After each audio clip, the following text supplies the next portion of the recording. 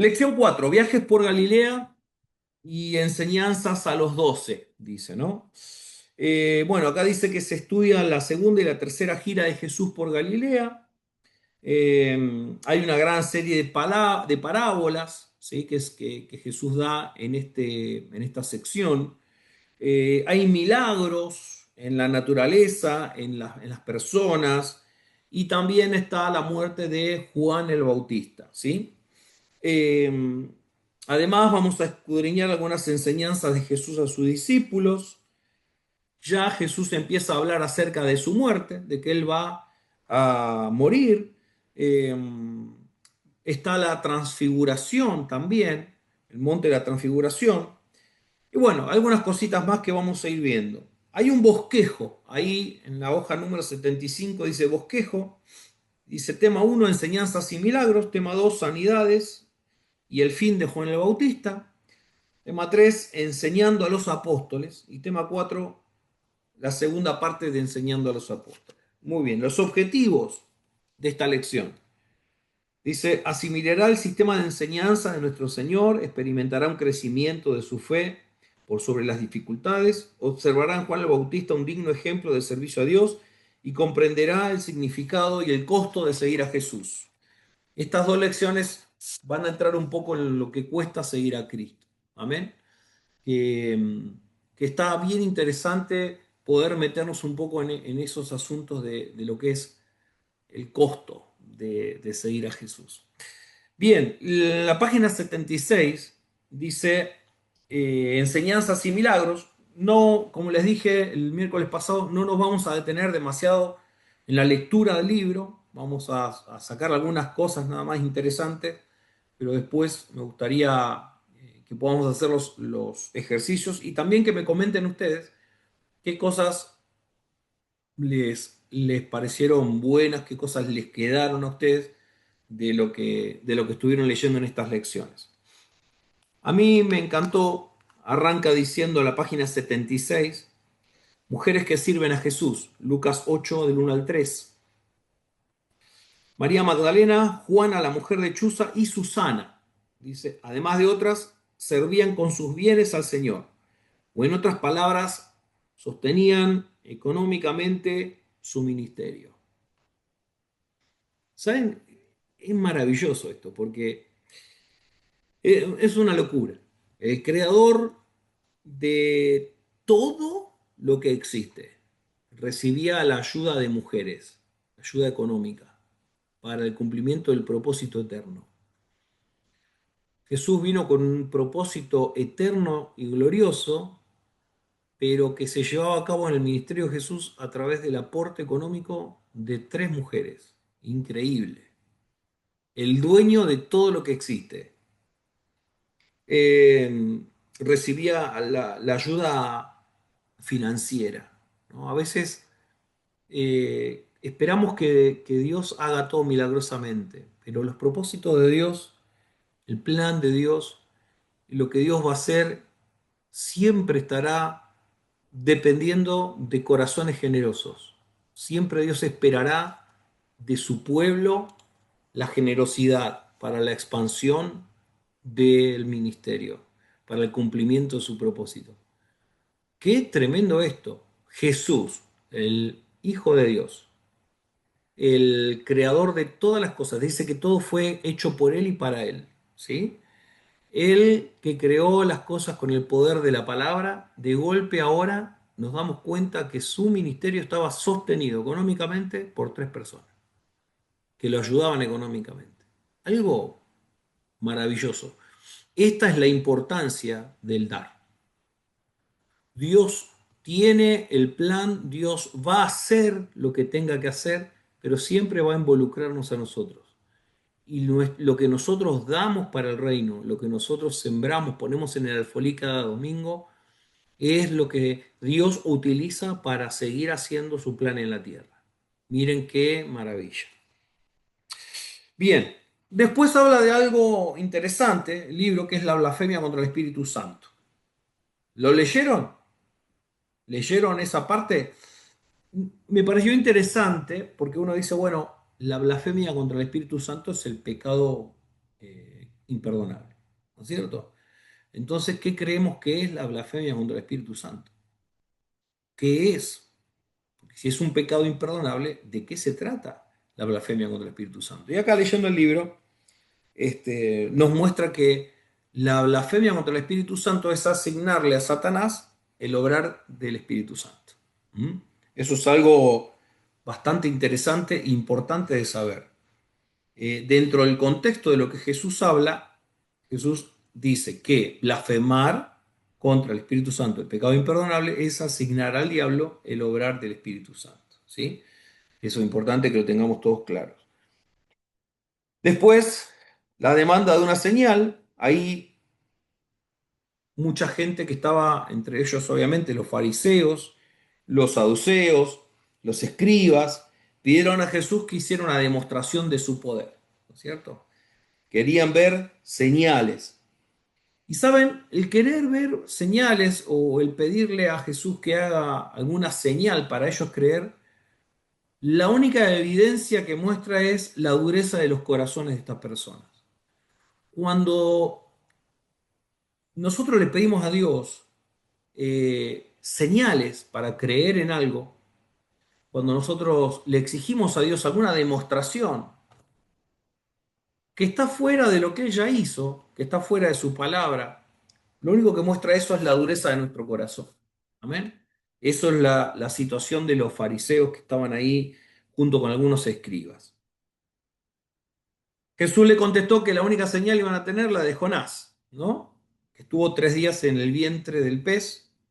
Eran los 3 días simbólicos de que Jesús iba a morir y resucitar. ¿Mm? Muy bien. ¿Qué más? A ver, después las madres y los hermanos de Jesús, en la página 77, dice, era de esperarse que la familia de Jesús lo apoyara y creyera en él, sobre todo María. Sin embargo, algunos integrantes de la familia de Jesús creían que Jesús estaba loco. Increíble, ¿no es cierto?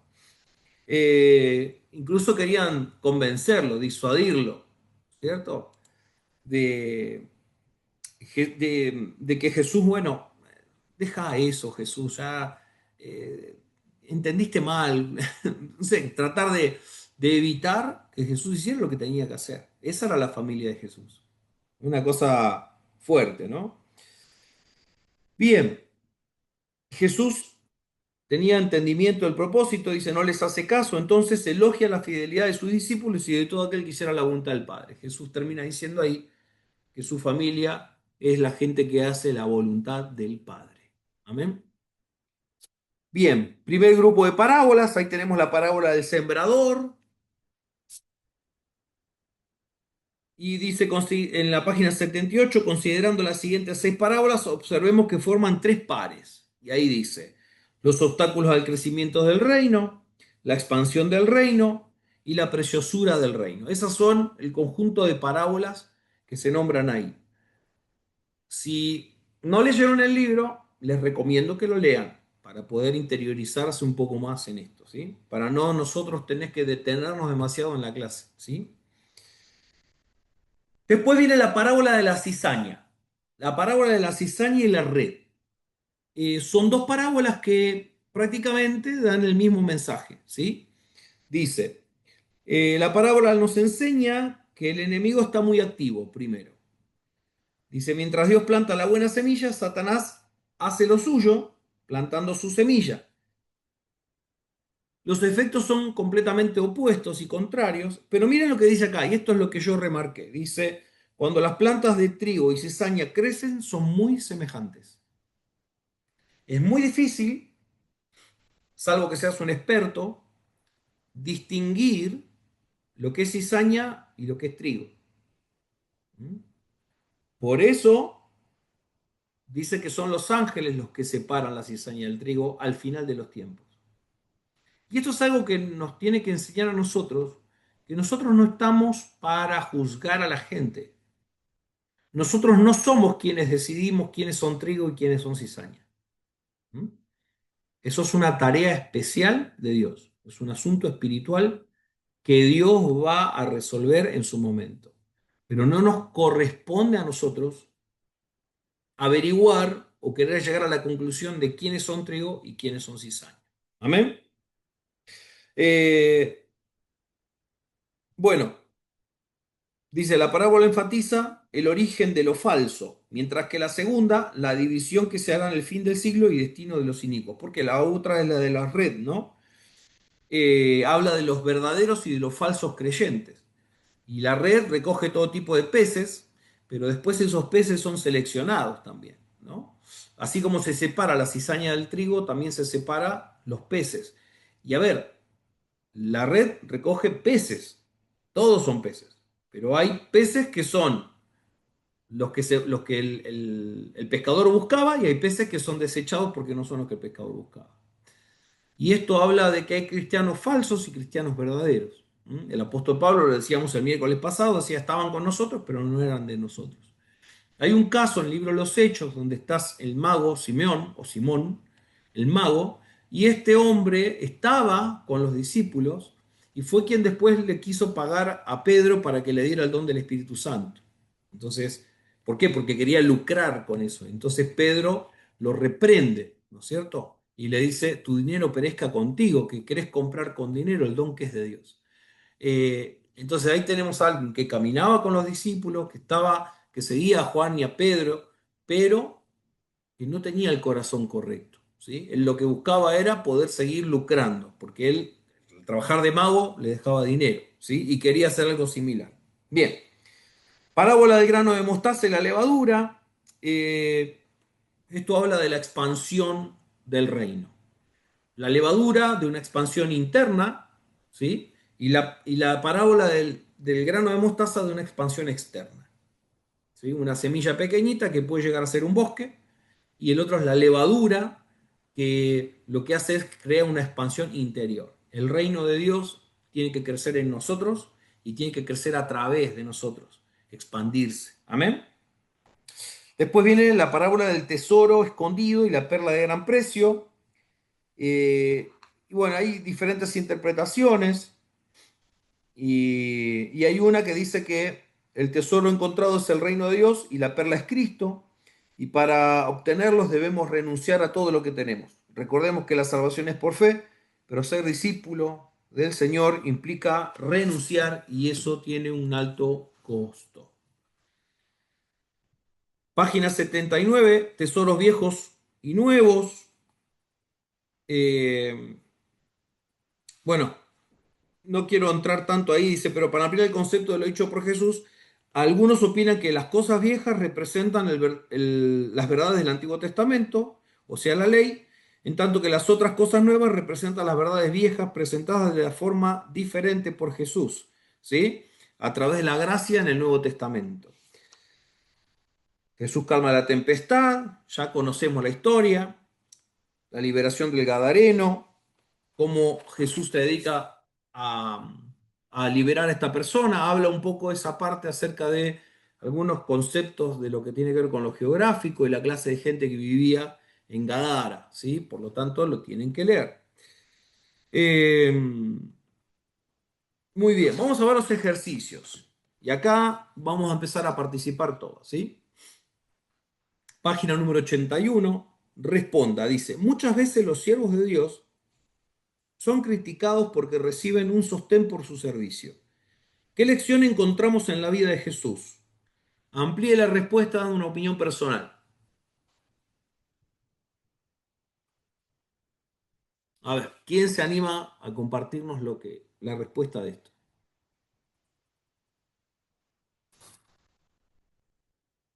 De a uno. Desmutense y den su opinión. Vamos. Dice, muchas veces los siervos de Dios son criticados porque reciben un sostén por su servicio. ¿Sí? Y dice, ¿qué lección encontramos en la vida de Jesús? Yo puse que a pesar de que fue criticado, tratado mal, desconfiaban de él, lo miraban mal, él en ningún momento los trató mal, al contrario, los bendecía. Así debemos de ser nosotros como cristianos, aunque a veces sea difícil. Muy bien. Bueno, muchas gracias. Pero en cuanto a cada pregunta que hace, es en cuanto a el sostén que recibía Jesús de las tres mujeres. ¿Sí? Muchas veces, dice acá, los ministros del Señor son criticados por eh, recibir un sostén por el ministerio. Y dice, ¿qué lección encontramos en la vida de Jesús ahí? ¿Quién más? A ver. Pues es que yo puse lo mismo que acaba de decir usted, el sustento que Ujú. recibieron las tres mujeres.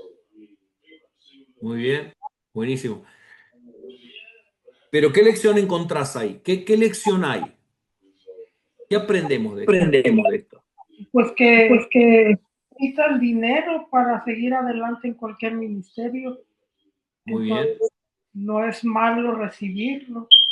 muy bien, buenísimo. Gracias, Norma. Genial. ¿Quién más? A ver, ¿quién más quiere hacer algún aporte más a lo que dijo Norma? Y a lo que nos compartía Marcela también. ¿Quién más? Qué callados están hoy, ¿eh? Qué bárbaro, hermano.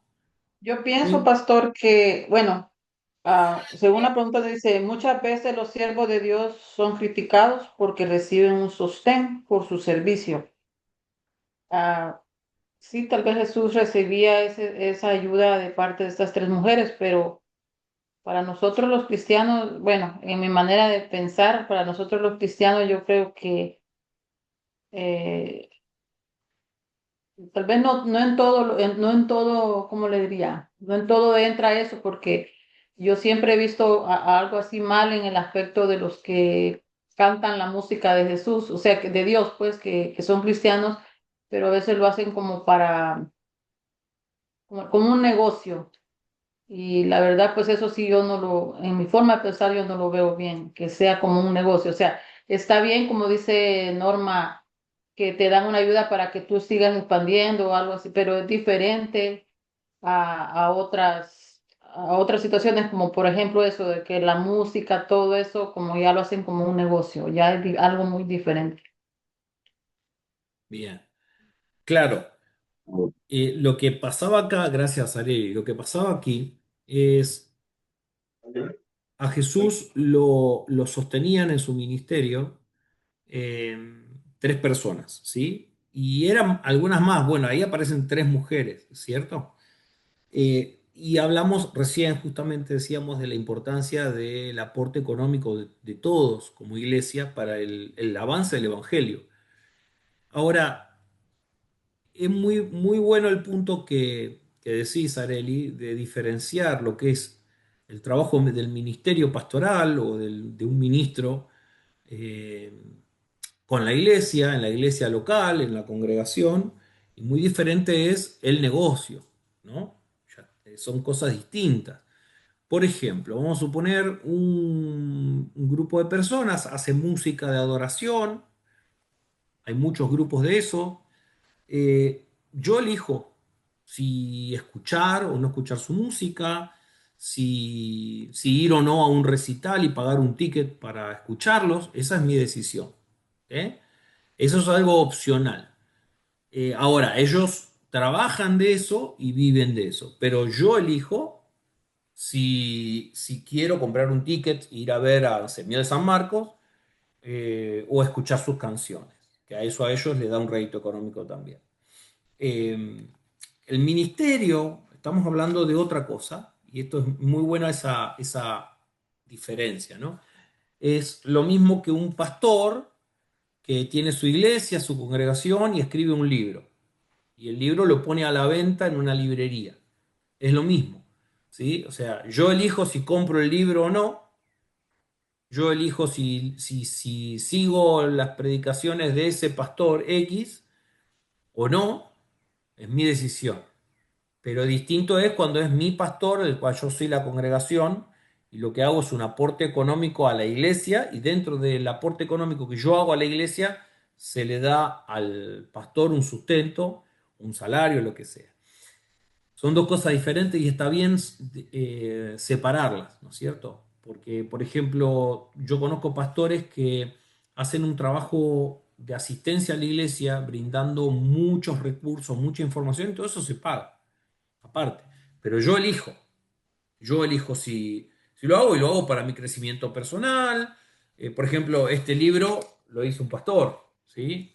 Y forma parte del IET y bueno, nosotros estamos pagando por estudiar, pero porque así nosotros lo decidimos, porque entendemos que es nuestro progreso espiritual y nuestro avance en lo personal también, ¿no? Entonces nosotros elegimos. Pero es diferente cuando estamos haciendo un aporte para un ministerio que se está dedicando a expandir la palabra, que se está dedicando a alcanzarla a la comunidad, que se está dedicando a hacer un montón de cosas para el avance del progreso del Evangelio. Yo doy, y con eso que yo doy, lo que hago es hacer un aporte para que ese propósito que tiene esa iglesia local se cumpla. Y Dios espera que eso ocurra. Los recursos para la expansión del reino siempre están dentro del pueblo de Dios. Siempre Dios pondrá a alguien que aporte recursos para que se cumpla su propósito. Amén. Siempre será así. Y gloria a Dios por eso, porque nos permite a nosotros participar, ¿no? Y de lo recibido de parte de Él, como dijo David, le damos. Amén. Punto 2. Dice, de acuerdo a lo visto en el tema, ¿cómo se explica el pecado de blasfemia contra el Espíritu Santo? A ver. Atribuir a Satanás las obras del Espíritu. Muy bien, muy bien. Resistir consciente y obstinadamente al Espíritu Santo, ¿no? También dice, como pasaba con Faraón, ¿no? Faraón endurecía su corazón. Y el endurecimiento del corazón de Faraón, lo único que trajo fue perdición para Faraón. ¿Sí? Pero en esa perdición del corazón obstinado que tenía Faraón, se glorificó nuestro Señor. Dios se glorificó en ese corazón obstinado, en ese corazón endurecido. Y eso es lo que siempre va a ocurrir. La dureza de nuestro corazón lo único que va a hacer es que Dios la use para Él glorificarse, pero al mismo tiempo esa dureza que nosotros tenemos en nuestro corazón va a terminar destruyéndonos si nosotros no nos arrepentimos, si no buscamos tener un corazón contrito y humillado delante del Señor. Amén. 3. Dice, a los que pidieron señales Jesús les recordó 3 sucesos del Antiguo Testamento. Con la ayuda de una concordancia, busquen la Biblia y transcriba los versículos clave. Esto es un trabajo personal. Amados, pregunto, porque no tienen por qué saberlo, pero ¿todos saben lo que es una concordancia? Bien. Algunos van a saber y otros no. La concordancia es una especie de búsqueda de palabras, ¿sí? Por eso dice con la ayuda de una concordancia. Algunas Biblias, al final del texto sagrado, del libro de Apocalipsis, vienen con una que se llama concordancia. Entonces yo, por ejemplo, busco la palabra amor y me va a aparecer una lista de versículos donde aparece la palabra amor, ¿sí? Esto ya no se utiliza tanto ahora que está Internet, pero antes era una herramienta muy utilizada, ¿sí? Si yo busco la palabra gracia, ok, en la concordancia busco, es como un diccionario, busco gracia y ahí me van a aparecer un montón de textos bíblicos donde aparece la palabra gracia, ¿sí? Eso es una concordancia. Bueno, pues dice, búsquelos en la Biblia y transcriba los versículos clave. ¿Quién hizo esta tarea? Yo no hice esa.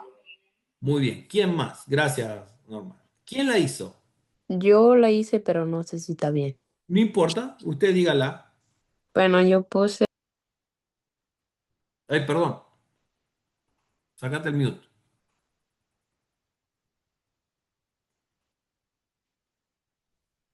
puse Ahí está. Mateo 12:40, donde Jonás fue tragado por un pez. Luego puse Mateo 12:42, donde la reina iba a hacer su juicio. Y Lucas 4:27, donde habían muchos enfermos y ninguno fue sanado. Ok, muy bueno, muy bien. Jesús le recordó 3 sucesos del Antiguo Testamento. Vos nombraste ahí, Marcela, uno que está perfecto, ¿sí? Pero hay dos más. ¿Qué sucesos nombró Jesús?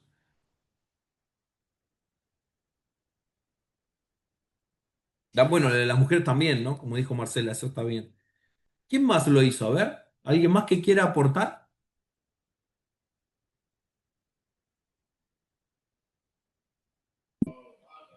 Digo, ¿el primero cuál era?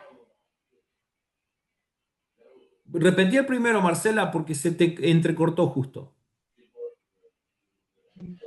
Fue de Mateo 12:40, donde Jonás fue tragado por un pez.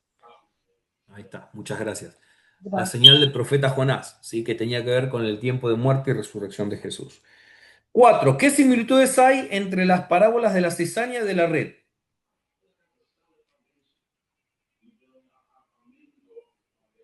¿Quién contestó la 4? De la página 81. ¿Qué similitudes hay entre las parábolas de la cizaña y de la red? Y ambas enseñan el juicio final, y ambas ¿Cómo? muestran los justos y los malos resistentes al fin del mundo. Hablan sobre el juicio final. Sí, bien. Y que Dios va a separar. ¿Eh? Muy bien. La similitud es que en la red se juntan todos y que en un plantío está el trigo y la cizaña juntos, ¿sí? Pero ¿quién se encarga de separarlos? Dios. Amén. 4.2 es página 82. Gracias, Jennifer. Seguimos. Dice, relacione la columna A con la columna B. Columna A. 1. Habla de la existencia de verdaderos y falsos creyentes en la iglesia. A, B, C o D. De D, la parábola de la cizaña. Muy bien. 2. Habla sobre el crecimiento de la iglesia. B. D, muy bien. La parábola del grano y de mostaza y la levadura. ¿Se acuerdan? La levadura, el crecimiento interno. La semilla de mostaza, el crecimiento externo. 3. Para obtenerlos debemos renunciar a todo lo que poseemos. Sí. C. Muy bien. Parábola del tesoro escondido y la perla de gran precio. Y 4. Simboliza a los apóstoles, maestros y predicadores de la palabra. La A. La A, tesoros nuevos y viejos. Muy bien. Seguimos. Página 83. Dice, sanidades y fin de Juan el Bautista. La resurrección, sanidades y liberación. Bueno, Jesús deja Gadara, cruza el mar de Galilea. Ahí hay una aparente, dice, diferencia entre Marcos y Lucas que es fácil de corregir y de ver que no hay contradicción. ¿Qué más? Dice, pasó que encontraba a la niña. Bueno, el milagro de la niña que fue resucitada. Como algunos se burlaban del milagro, ¿no es cierto? No, gente incrédula que a pesar de que veía los milagros no creía. Para el círculo íntimo de los apóstoles, este hecho solidificó la fe en Cristo, ¿sí? La resurrección de esta niña, cuando le dijo Talita Kumi, el famoso Talita Kumi. Después vemos la mujer que fue sanada del flujo de sangre, que había estado 12 años con esta enfermedad. Eh, Ella fue impulsada por la fe, que el Señor no quería tan solo sanarla, sino salvarla. Desde ese momento en adelante lo haría con dignidad, sana y salva. Cuán grandes son los propósitos del Señor. Bien, estando todavía en Capernaum, salieron a ese encuentro dos ciegos, los cuales clamaron misericordia y Jesús los sanó. Eh, Jesús les pidió que no dijeran nada, pero bueno, se ve que eran de renacer porque no pudieron no pasar el chisme, ¿sí? Va con onda más, va con onda. Igual fueron a divulgar lo que Jesús le dijo que no dijera. Bueno, dice, después del milagro de los ciegos, traen a Jesús un mudo que estaba endemoniado, o sea, que era un demonio que lo dejaba mudo, ¿sí? Y Jesús lo libera y después de que lo libera, ese hombre pudo hablar. Mientras el pueblo se maravillaba de todas las cosas que Jesús hacía, los fariseos se endurecían cada vez más y más. Bien, página 84, última visita de Jesús a Nazaret. Dice que deja Capernaum, se dirige de vuelta a Nazaret, el pueblo donde fue criado, deseaba darles una segunda oportunidad. ¿Se acuerdan que la primera vez desearon matarlo, casi lo matan? Y él se fue entre medio de la multitud, dijimos, ¿no? Esta vez le da una segunda oportunidad. A pesar de la fama adquirida por Jesús, ya Jesús cuando vuelve otra vez a Nazaret, ya tenía una fama que lo precedía. ¿Sí? Ya había habido un tiempo de ministerio de Jesús, había sanado a muchos, predicado en muchos lados, o sea que la fama había crecido mucho. Dice, los habitantes de Nazaret lo volvieron a rechazar. Increíble, ¿no? Es una cosa tremenda. Lo rechazaron una vez. Jesús les da una segunda oportunidad y lo vuelven a rechazar. No podían aceptar que fuera el Mesías debido a que lo creían el hijo de María y de José. Y por su incredulidad, Jesús solo hizo un par de milagros y se fue. Vuelve a ir para el lado de Galilea. Al ver las multitudes, Jesús las compara como ovejas que no tienen pastor. Pide que oren a Dios pidiendo obreros. Siempre, siempre, siempre, siempre la iglesia necesitará de obreros. El propósito de Dios siempre necesitará de obreros para el cumplimiento de ese propósito. ¿Mm? Por eso dice que hay que orar pidiendo que Dios envíe obreros, ¿sí? Servidores, gente que esté involucrada, gente comprometida con su propósito. Amén. Dice que los mismos que oraron pidiendo obreros fueron la contestación de sus peticiones. También el Señor pide este tipo de oración a su pueblo y que además conteste decidida y positivamente, tal como lo hicieron los apóstoles. Y ahí tenemos la misión de los 12. ¿Qué tenían que hacer los 12? Tenían que predicar a los judíos y no a los gentiles y samaritanos. Había una obra bien grande que tenían que hacer, contaban con el poder del Espíritu Santo entregado por Jesús. La obra de los 12 fue satisfactoria en cuanto a su extensión, pero no en cuanto a su permanencia, ¿sí? Porque fue por un corto periodo de tiempo. Instrucciones para los discípulos, tanto para su presente como para su futuro. Para entender mejor este pasaje, presentamos un bosquejo. Y ahí te les da un bosquejo que sería bueno que lo lean sobre las necesidades de los obreros y las misiones la misión de los obreros, ¿sí? Página 85. El costo de ser obrero. Interesante. Habrá persecuciones, habrá temor a los que puedan matar, dice el alma. Habla Jesús que hay que temer a quien puede matar el alma y no solamente el cuerpo. Habrá divisiones, dice Jesús. Poner en primer lugar a Cristo, siempre. Eso es el costo de ser obrero. El costo de ser obrero no es simplemente tener que por ahí ceder tiempo, dejar de hacer algunas cosas que me gustaría a mí para ir a la iglesia a colaborar. Tiene que ver con un montón de situaciones mucho más profundas que esas. Poner primero a Cristo antes que mi comodidad personal, poner primero a Cristo antes que mi satisfacción personal, poner primero a Cristo ante cualquier otro deseo que pueda tener el alma humana. Es un costo que no todo el mundo puede pagar, pero es el costo que todo obrero debe asumir como obrero de Dios. Amén. Y después, obviamente, hay una recompensa. Eso también lo habla en Mateo 10, 40 al 42. Así que lo que tiene de lindo el esfuerzo de un obrero, el precio que paga un obrero por servir a Dios, por hacer la voluntad del Padre, siempre tendrá una recompensa. Y esa recompensa será por la eternidad. Amén. Bueno, después vemos la muerte de Juan el Bautista. Ya más o menos todos sabemos que fue decapitado por Herodes. Porque, bueno, Juan el Bautista lo había denunciado públicamente por estar con su sobrina, ¿sí? Bien, eh, página 86. Dice así, describa los milagros que realizó Jesús en este tema bajo el título Resurrección, Sanidades y Liberación y a quiénes los efectuó. ¿Quién se anima a decir la respuesta? Yo puse la hija de Jairo, la mujer de flujo de sangre, los dos ciegos y el mudo endemoniado. Excelente. Todos Excelente. tienen lo mismo. Yes. Muy bien. Perfecto. Gracias, Euni. 2.2.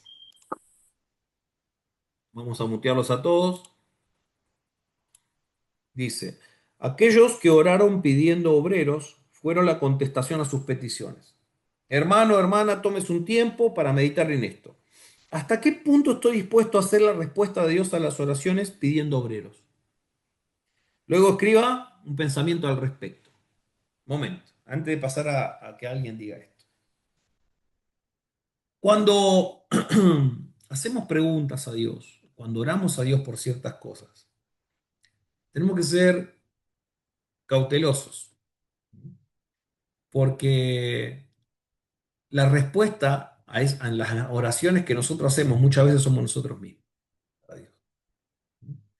Si ustedes ven el caso de Gedeón, por ejemplo, dice, si Dios está con nosotros, ¿por qué estamos pasando esto? ¿Por qué nos mandás a liberar? Sí, andá vos a liberarnos.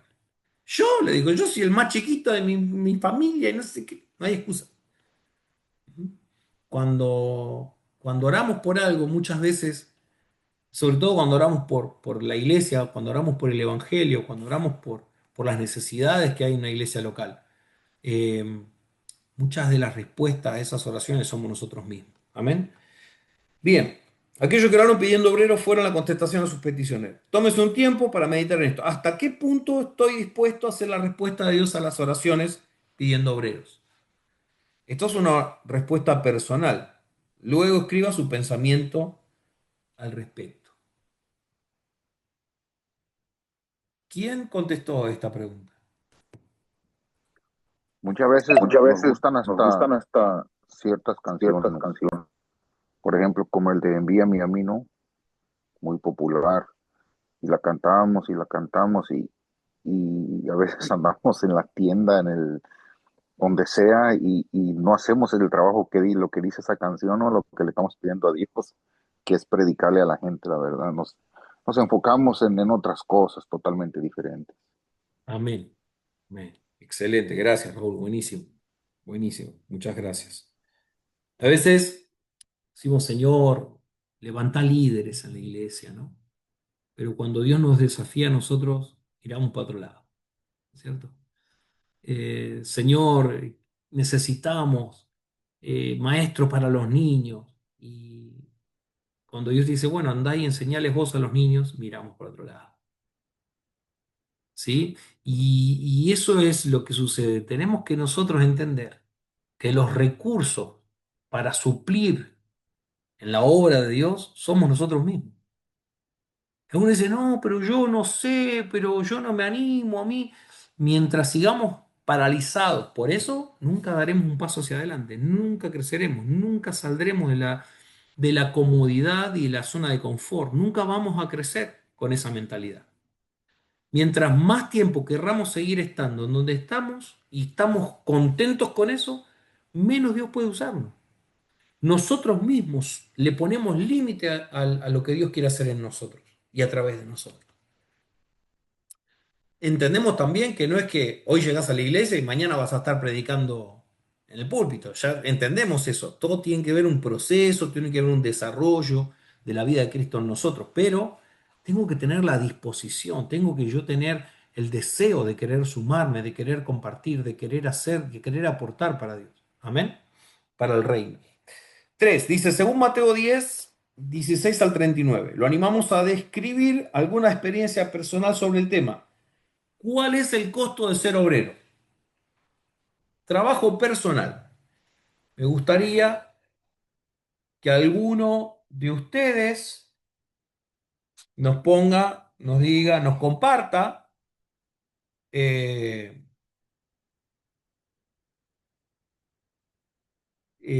lo que pusieron acá. ¿Cuál es el costo de ser obrero? Yo quiero decir que puse es perder ciertas relaciones, tiempo personal y a veces incluso enfrentar críticas. Que Buenísimo. creo que yo personalmente he enfrentado muchas de esas. He perdido amistades a través de Facebook y pues sí, pero es algo también que enfrentamos como obreros. Amén. Buenísimo. Gracias, Yesenia. ¿Quién más quiere compartirnos lo que piensa, lo que siente con respecto al costo de ser obrero? Yo puse dejar todo en la cruz y autorizar a Dios a tomar el timón de nuestras vidas. Muy bien. Y también a pesar de que la gente te juzgue, como a mí me han gritado que de drogadicta, promiscua y todo eso a cristiana y así, ¿verdad?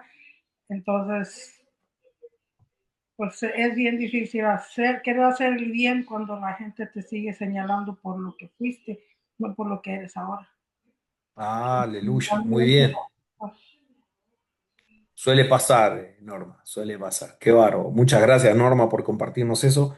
¿Quién más quiere compartirnos algo de... También por lo que dice, ¿verdad, Yesenia? Yo puse que muchas veces significa también pasar por la soledad sabiendo que en Cristo recibiremos el gozo eterno, porque tenemos, ¿verdad?, que dejar toda esa gente a un lado y pues experimentamos la soledad, pero en Cristo pues tenemos gozo eterno. Amén. ¿Saben? El costo de ser un obrero, amados, la salvación es por gracia, es un don inmerecido, pero ser un obrero aprobado por Dios, no solamente usado, sino aprobado por Dios, nos va a costar todo. Repito, ser un obrero aprobado nos va a costar todo. Nos va a costar la vida. Nunca aceptemos darle a Dios algo menor a nuestra vida. Todo lo que Dios espera de nosotros es que seamos capaces de entregar nuestras vidas por Él.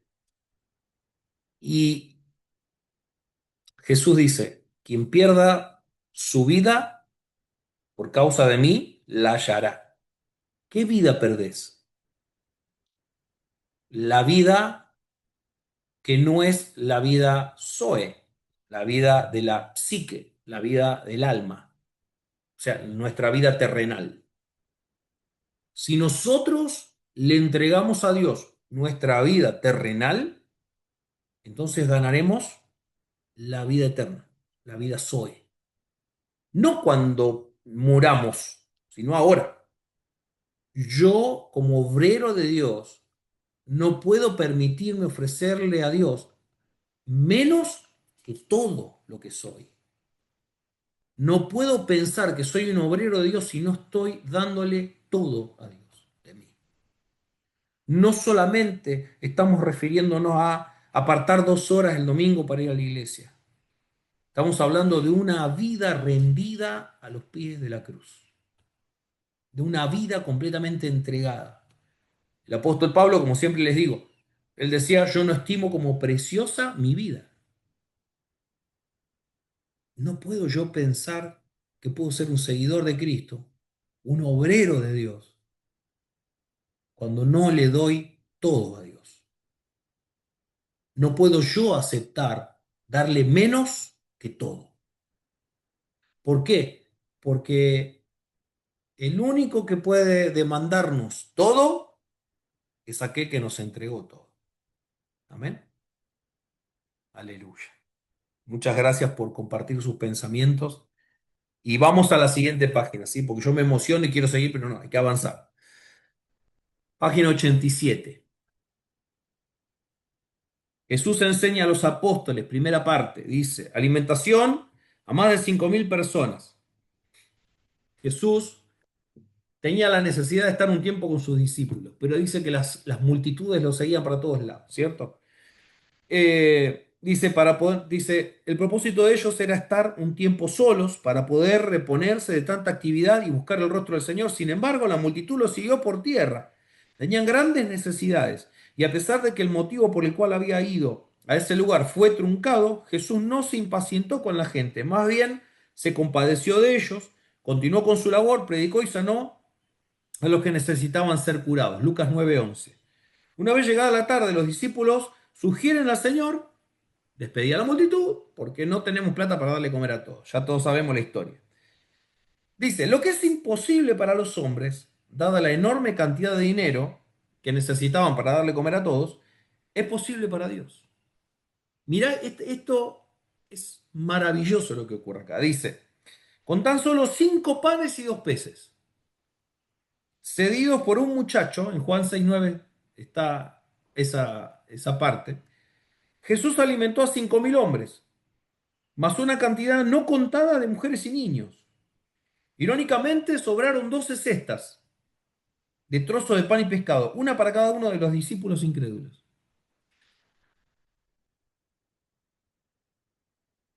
Escuchá, a veces decimos, Señor, yo no tengo mucho para dar a la iglesia. ¿Qué puedo yo? ¿Por qué me voy a involucrar en el ministerio? ¿Yo qué puedo darle a la gente? ¿Yo qué puedo ofrecer a la gente? ¿No? Yo no tengo mucho, yo no sé mucho la Biblia, yo no sé mucho, ¿no? Siempre tenemos esa mentalidad, ¿no? De escasez. Ese muchacho tenía 5 panes y 2 peces y él sabía que con eso no podía alimentar a nadie. ¿Pero qué hizo? Se lo dio a Jesús, ¿no? Quizás nosotros, Jorge, no sé, Lalo, Jennifer, Norma, Yesenia, no tengamos mucho para dar. Pero no se trata de nosotros. Pero cuando ese poquito que nosotros tenemos, los ponemos en las manos correctas, Él hace la obra. Él multiplica lo que nosotros tenemos. Él usa eso poquito que tenés para alimentar a miles. Y no es tu mérito, no es tu logro. No se trata de vos, no se trata de mí. Se trata de darle lo que tenemos a Él. Y con eso, Él va a suplir, Él va a hacer lo que vos y yo no podemos. Para alimentar a miles. Nunca subestimes lo que vos tenés, porque lo que tenés lo pones en sus manos y Él hace su obra con eso. Él hace la obra gloriosa, maravillosa y perfecta con gente imperfecta, con gente escasa, con gente que tiene poco, pero eso poco lo entrega. Pero a veces nosotros mismos cortamos lo que Dios puede llegar a hacer por medio de nosotros. Escuchame lo que te voy a decir. El hecho de que vos digas, ay, yo no tengo para hacer, lo único que haces es no creer en el Dios que puede multiplicar eso que vos tenés. El hecho de que vos digas, no, pero yo voy a dar un grupo pequeño, ¿cómo voy a hacer si yo? Eso lo único que hace es limita a Dios. Limitas a Dios. Yo voy a participar, pastor, del devocional. Yo tengo que leer el devocional en la oración. Limitas a Dios. Porque no se trata de vos, sino de lo que Él va a hacer con vos, y en vos, y por medio de vos. Amén. Se trata de eso, de lo que Él hace. Y lo poquito que tenía este muchacho, podía habérselo guardado y haber comido él. Y haberse saciado él. Pero lo puso en las manos correctas. No sé qué tenés, si tenés mucho o poco, no me corresponde a mí evaluarlo. Lo único que te digo, ponerlo en las manos correctas. Son las manos de Él. Porque Él hace la obra para Él alimentar a la gente. Y la gloria se la va a llevar Él. Amén. Lo único que nosotros tenemos que poner es todo lo que tenemos en sus manos. Nada más. Amén. Bien. Dice, lo que Él puede hacer con nosotros, con lo que nosotros tenemos, crea suficiencia. Crea plenitud. No es lo que nosotros hacemos, sino lo que Él puede hacer en nosotros y por medio de nosotros. Amén. Eso es lo que yo tengo anotado acá. La multitud desea proclamarlo rey. Escucha esta parte, interesantísimo. Dice, viendo las señales de la multiplicación de los panes y los peces, dice, los hombres decidieron nombrar a Jesús como rey de los judíos. Ante esta actitud, Jesús manda a su discípulo a la otra orilla y él se va a orar al monte. Entre tanto, los hombres pensaban cómo apoderarse de Jesús, pues creían que les liberaría del yugo romano. Dos frases que remarqué. Los hombres decidieron y los hombres pensaban. Los hombres decidieron, los hombres pensaban. Jesús no participó en nada ahí. Era toda iniciativa de hombre. ¿Sí? Ellos no entendían el plan de Dios Ellos no veían lo que Dios veía, ni podían entender lo que Dios iba a hacer. Ellos estaban con sus propias ideas y de acuerdo a sus propias ideas y propias expectativas falsas creadas por creencias erróneas, tomaron iniciativa de querer hacer ellos algo. Y no pudieron contar con Jesús para eso. No cuentes con Jesús para el cumplimiento de tus propias expectativas. No cuentes con Jesús para el cumplimiento de tus propios pensamientos y tus propios planes. Porque Él tiene sus planes. Y Él cuenta con vos y cuenta conmigo para el cumplimiento de sus planes, para la satisfacción de sus expectativas. Es muy diferente el enfoque y es abismal la diferencia entre una cosa y la otra. Amén. No contemos con Jesús para nuestros fines personales, para nuestros deseos egoístas, para nuestros conceptos que se basan en nuestras propias expectativas y nuestros propios deseos. No contemos con Jesús. Cuando los hombres decidieron nombrarlo rey, Jesús desapareció de entre medio de ellos. Cuando los hombres pensaban que podían, no contaron con Jesús para eso, porque Jesús tenía su propósito. Y el único enfoque que Dios tiene hoy es el cumplimiento de su propósito. Amén. Cuenta con vos, cuenta conmigo para el cumplimiento de su propósito. Pero nosotros no podemos contar con Él para el cumplimiento de nuestro propio propósito. Amén. ¿Está claro? Muy bien, seguimos avanzando. Aquí se repite la tentación de construir un dominio terrenal, ¿no? Mateo 4:8.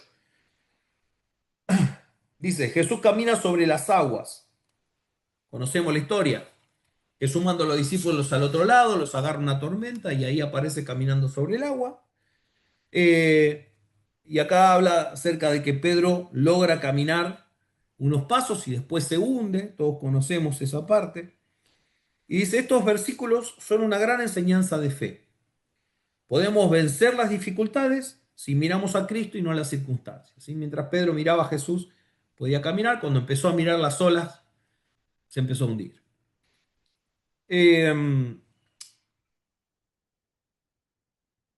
Dice, más sanidades. Mateo 14, 34 al 36, Marcos 6, 53 al 56.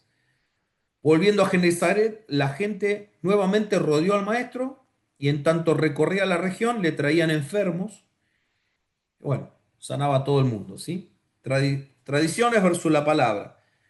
Miren esto que interesante. Dice, la sombra de los fariseos y escribas siempre estaba sobre Jesús y su grupo de apóstoles. En esta ocasión criticaban a los discípulos por comer con las manos no lavadas, según la tradición de los ancianos. Esta tradición era imposible de cumplir porque cuando se la redactó, en el cuarto siglo, ocupó más de 5.000 páginas. No era la Torá, era la tradición judía, ¿sí? Ritos y ceremonias que los sacerdotes escribieron basándose en la Torá. Pero era la tradición judía, lo que llaman el Talmud, ¿sí? Cosa que Jesús rebatía constantemente. Cuando Jesús decía, oísteis que fue dicho, mas yo os digo, no estaba rebatiendo la Biblia, estaba rebatiendo el Talmud, que era este grupo de escrituras sacerdotales, ¿sí? Que eran la tradición judía. Jesús siempre atacó eso, nunca atacó y contradijo la escritura sagrada, ¿sí? Eso es importante saberlo. Jesús los tildó de hipócritas, citó Isaías 29:13 y también mencionó a una costumbre entre ellos que era el corbán. El corbán, bueno, ahí léanlo después, pero corbán significaba ofrenda al Señor. Y por ahí, para no dar algo, no, esto es corbán, es ofrenda al Señor, pero era para no darlo. ¿Sí? Después léanlo bien, está bien explicado ahí. Viajes. Los viajes de Jesús, dice el Señor, comienza una serie de viajes, lo hace a Tiro y a Sidón, al norte del mar Mediterráneo. Estas ciudades eran fenicias y pertenecían a la provincia romana de Siria. Ahí se encuentra con una fe de una mujer que era gentil, ¿sí? Que fue la que le dijo, los perros no comen el pan de los hijos. Y la mujer le dijo, bueno, pero aún comen de las migajas, ¿sí? Y esto lo maravilló a Jesús y Jesús hizo la obra, ¿no? Y puso a esta mujer como ejemplo de fe, diciéndole, en todo Israel no hay una fe como esta que es una persona gentil. Bueno, después deja Tiro y Sidón, hay varios milagros que ahí ocurren, entre ellos la sanidad de un sordo y un tartamudo. En este milagro vemos una serie de acciones muy extrañas de Jesús, pero todas destinadas a hacer entender al sordo su propósito de sanarle. Como era sordo, le hacía algunas señas para que le entendiera. Eh, Bien, dice altercado con los fariseos y saduceos, siempre había problemas con esta gente. A la costa occidental del mar de Galilea, Mateo cita a la región de Magdala. Lo cierto es que ambas están muy cerca. Allí se produce un altercado con los religiosos de la época. Aunque los fariseos y saduceos eran enemigos acérrimos desde el tiempo de los macabeos, en esta oportunidad dejaron de lado sus diferencias y aunaron fuerzas contra Jesús. Le volvieron a pedir una señal del cielo, algo portentoso, algo en lo que ellos pudieran creer, lo cual el Señor respondió duramente. Tan solo le daría la señal de Jonás, la señal de la resurrección.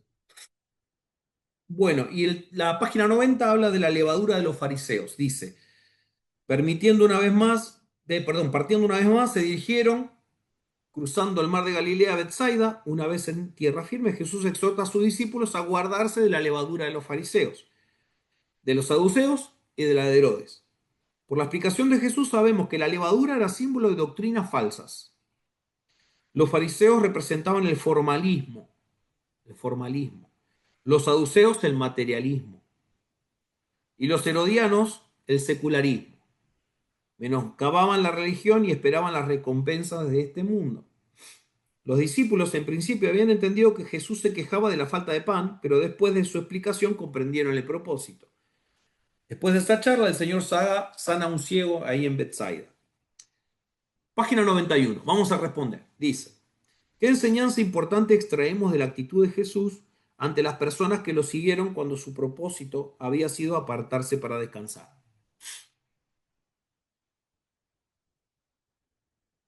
¿Quién contestó? A ver, ¿quién se anima? Yo puse, Jesús no se impacientó con la gente, más bien se compadeció de ellos. Y lo puse, continuó con su labor, predicó y sanó a los que necesitaban ser sanados. Muy bien, muchas gracias Norma. Perfecto. 2. ¿Qué tentación sufre Jesús después del milagro de los panes y los peces? El diablo se le presentó para que probara que él era Jesús, el Hijo de Dios. Sí, y de las riquezas, ¿no? Ajá. El que lo vuelvan rey, que lo pongan rey. Esa era la tentación también. 3. Hermanos, la vida del creyente está llena de desafíos y muchas veces debemos andar por fe. Lo animamos a escribir al respecto bajo el tema Caminando sobre las aguas. Espero lo hayan hecho, pero si alguien quiere contestar y poner algo que hayan hecho ahí, si no, seguimos avanzando. Muy bien, vamos a avanzar, ¿sí? Jesús enseña a los apóstoles, segunda parte. La confesión de Pedro. Ahí tenemos, Jesús le pregunta qué opinan la gente de él, ¿no? Y ellos sabían lo que opinaba la gente.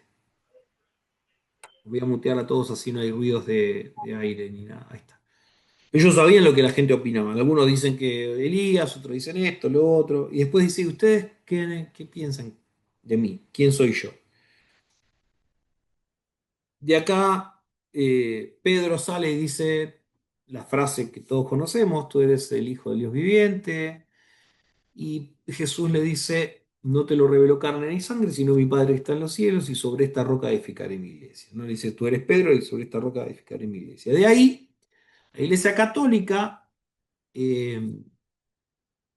interpreta que Pedro es el primer papa, ¿sí? De ese texto. Pero la realidad es que Jesús habla de la frase de Pedro, no de Pedro en sí. La roca de la iglesia es Cristo, no es Pedro. Amén. Que Jesús era el Hijo de Dios. Esa es la piedra fundamental de la iglesia. Cristo. Amén. Dice, Podemos refutar la primera teoría en base a dos interpretaciones. Sobre esta roca quiso decir sobre sí mismo. Algunos piensan que Jesús dijo, tú eres Pedro, indicando al apóstol, y luego señalándose a sí mismo dijo, sobre esta roca edificaré mi iglesia. La segunda explicación dice que la roca a la que se refiere Cristo es la confesión de Pedro. La iglesia se construiría en base a las palabras que Pedro dijo. Sea cual fuera la mejor interpretación, sabemos que la iglesia se fundó sobre Cristo. Él es la piedra fundamental y no Pedro. En tanto, los apóstoles, profetas y demás creyentes son las piedras vivas con las que se edifica la iglesia. ¿Amén? ¿Está claro ese punto? Muy importante. ¿Sí? Si un día les toca hablar con algún católico, esto es importante que lo sepan.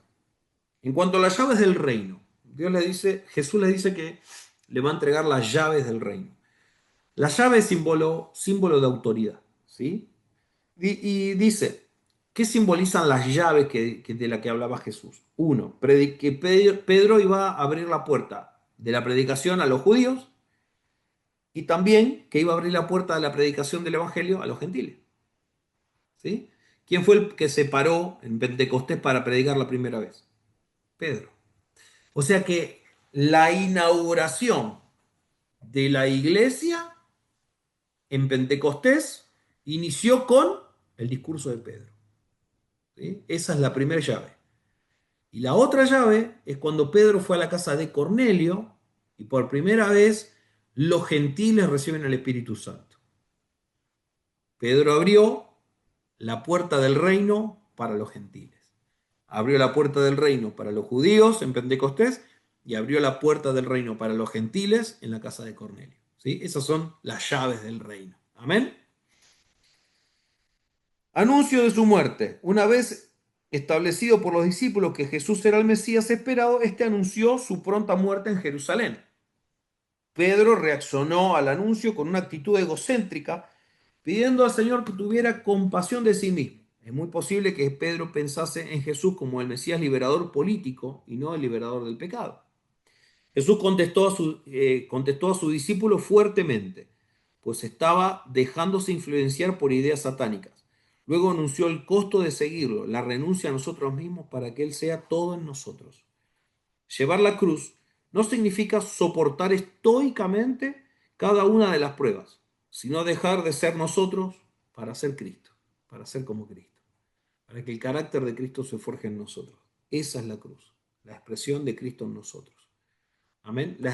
La cruz no es soportar una carga, ¿sí? La cruz no es soportar los padecimientos de la vida, ¿sí? Eso es importante diferenciarlo. La cruz no es soportar las pruebas estoicamente, dice acá, sino morirnos a nosotros mismos para que sea Cristo en nosotros. Amén. Esa es la cruz. La transfiguración, también conocemos el pasaje. Jesús lleva a Pedro, Jacobo y Juan al monte y ahí se transfigura, ¿no? Y hay varias explicaciones, dice acá, nos hablan de algunos discípulos que no gustaría la muerte también, no se sabe bien específicamente qué quiso decir con eso, hay varias explicaciones. En el monte de la transfiguración, Pedro vuelve a tomar una iniciativa que no tiene nada que ver con la voluntad de Dios y el Padre dice, escuchen a mi hijo, no hagan demasiadas propuestas humanas, dedíquense a escuchar al hijo, amén, y hagan todo lo que el hijo les dice. Paren con sus propias iniciativas, paren con sus propias ideas y hagan lo que mis hijos les dicen. Esto dice el Padre en el monte de la transfiguración. Es necesario que Elías venga primero, después dice sanidad de un joven lunático, un nuevo anuncio de la muerte, vuelve a anunciar Jesús la muerte a sus discípulos. Dice que los discípulos ante este segundo anuncio tuvieron diferentes reacciones. Los evangelistas nos dicen que no entendían, que se entristecieron y que temían preguntarle. Ahí vemos que muchos no entendían la misión de Jesús. Ellos tenían sus propias ideas de cuál era la misión de Jesús. Bueno, en Capernaum, Mateo 17, 24 al 18, Marcos 9, 33 al 50, Lucas 9, 46 al 52. Llegan a Capernaum y le cobran el impuesto al templo y Jesús manda a Pedro a pescar y adentro de la boca del pez había una moneda para pagar los impuestos de Jesús y de Pedro. Esto nos anima en momentos de dificultad económica, dice el autor del libro.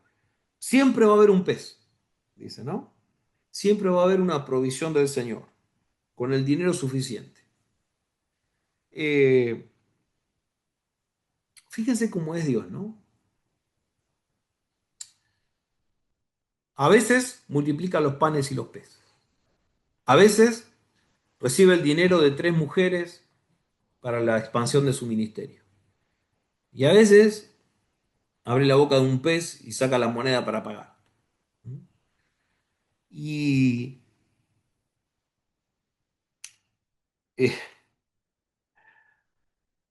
Dios usa diferentes maneras. A Dios le encanta usar diferentes métodos para que tú y yo no nos enamoremos de los métodos.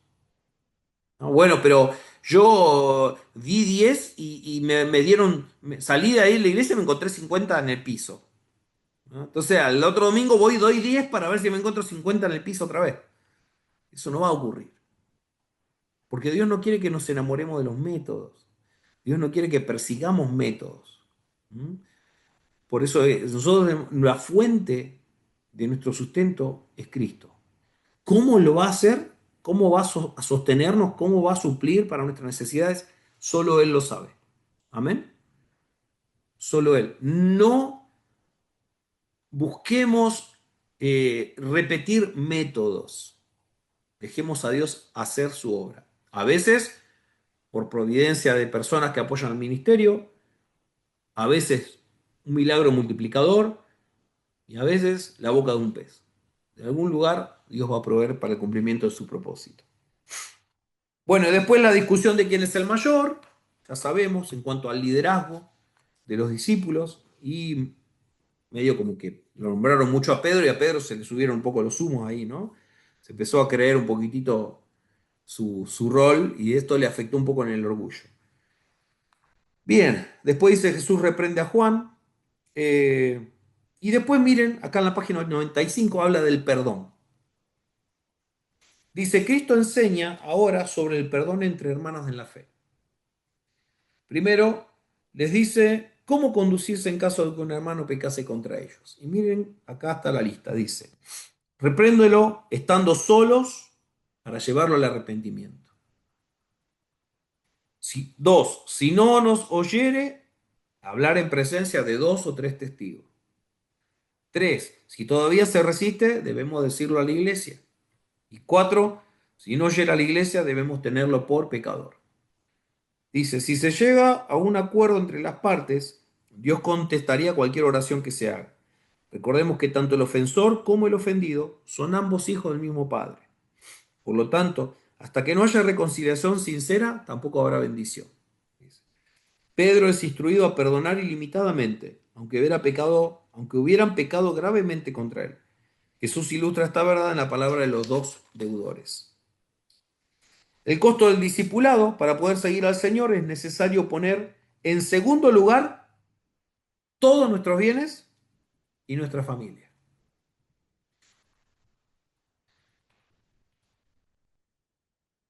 Para poder seguir al Señor, es necesario poner en segundo lugar todos nuestros bienes y nuestra familia. Sin embargo, no siempre ocurre eso, ¿no? En nosotros siempre ponemos alguna excusa. No digo siempre, pero muchas veces ponemos alguna excusa. Y no, bueno, tengo que atender a la tía Clotilde, tengo que ir a trabajar, tengo que hacer dinero para pagar acá, para hacer esto, para cubrir mis necesidades. Y nadie dice que no atiendas a tu familia, nadie dice que no trabajes para cubrir tus necesidades, pero la Biblia nos enseña que todo tiene que ser decentemente y en orden. Yo no puedo perseguir valores temporales en mi vida. Si yo quiero ser un discípulo de Cristo, tengo que tomar mi cruz y eso involucra una entrega total y absoluta a la voluntad de Dios, al deseo de Dios. Y saben, yo comparto con mi familia y les transfiero la vida de Cristo que Dios me ha entregado y ha puesto en mí. Me encargo de ser un ejemplo para mis hijos, de ser un buen esposo, las mujeres de ser unas buenas esposas, ser buenas madres, no por méritos propios, sino por el obrar del Espíritu Santo en ellos. ¿Sí? Ahora, mi familia está en segundo lugar. Primero está Cristo, su obrar, su propósito. Y esto no es algo que nos guste aceptar, amados, porque como seres humanos tenemos nuestros propios intereses, tenemos nuestros propios conceptos de cómo debería ser la vida. Pero lo cierto es que si nosotros queremos ser obreros de Dios aprobados, nuestra familia y los bienes materiales están en segundo lugar. Primero está Cristo, primero está su obra, primero está su propósito.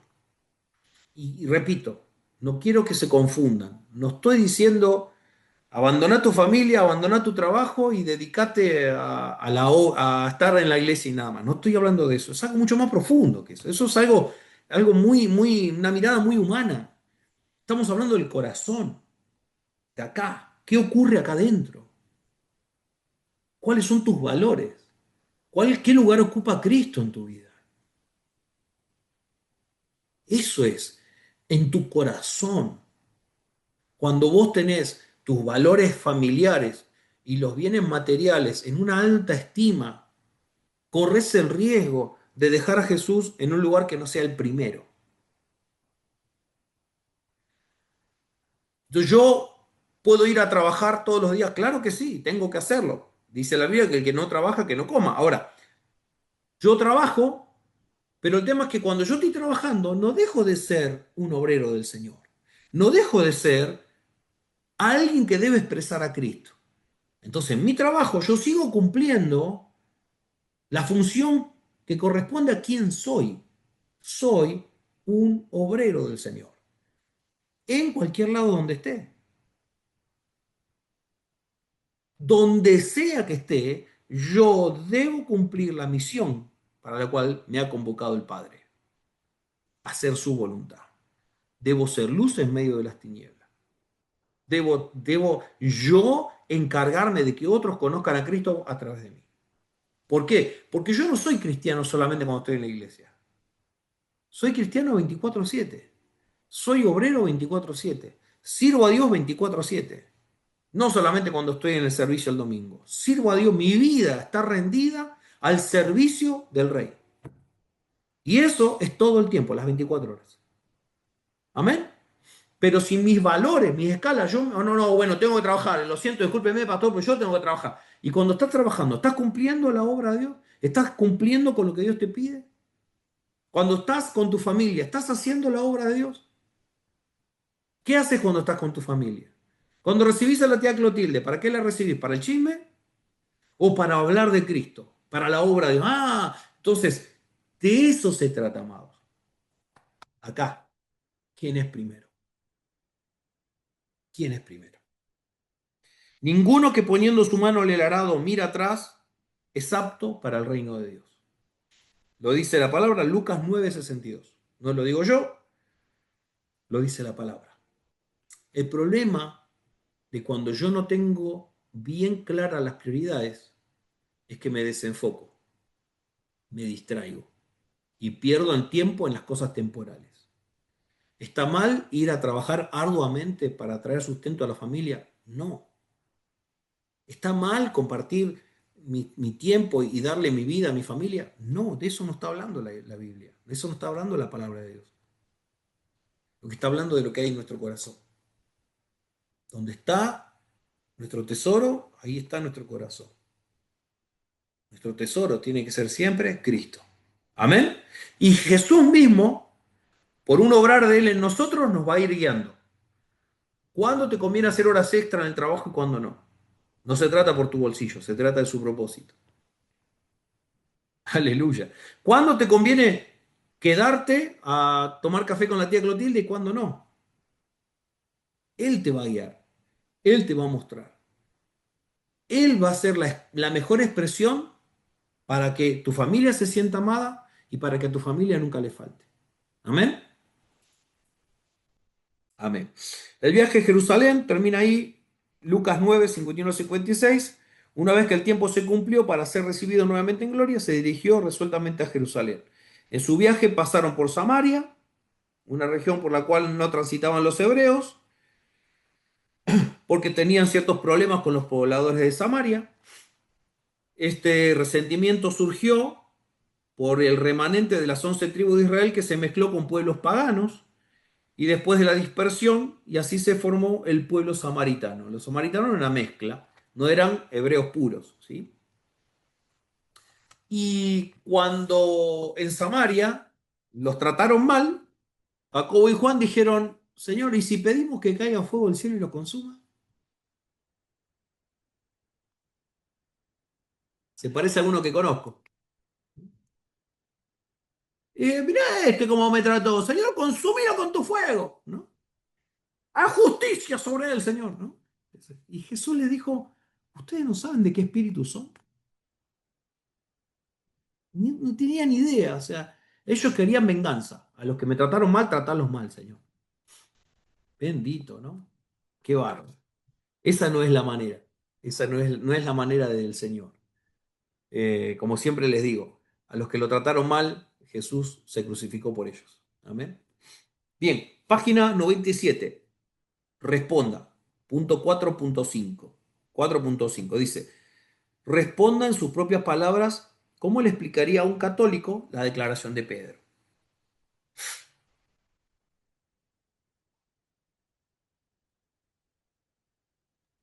Yo puse que la declaración de Pedro no era de sí mismo, sino de Jesús mismo, que Él es la roca.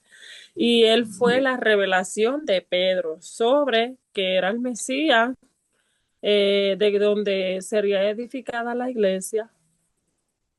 Amén. Amén. Excelente. Excelente. Perfecto. Muchas gracias. La otra es que, 4.6.